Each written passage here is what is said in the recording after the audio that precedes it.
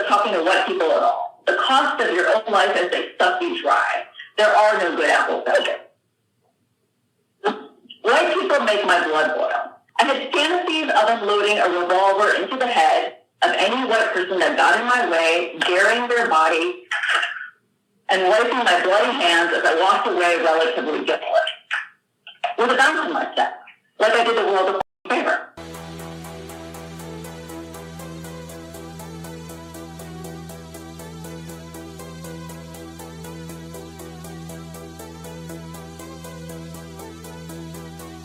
There are no good apples out there. White people make my blood boil. When you say there are no good apples out there, what kind of claim are you making?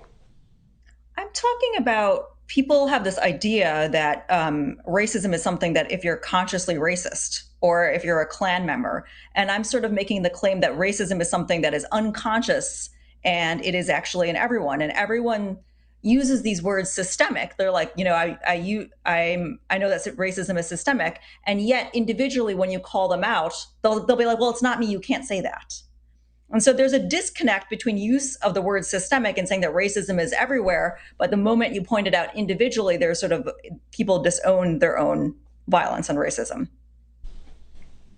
Would it be fair to say, based on your expertise, that white people are psychopathic? I think so. Yeah. I mean, I think that there's many lies that, and I didn't get to that part because what I delivered was only part of a first series of talks.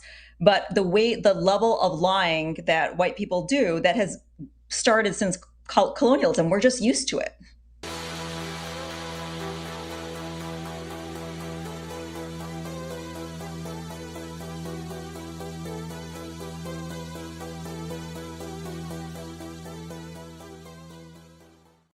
In the voting, like, there's no black senators, and I don't even think it would even matter that there's no black senators. There's the Republicans got the House.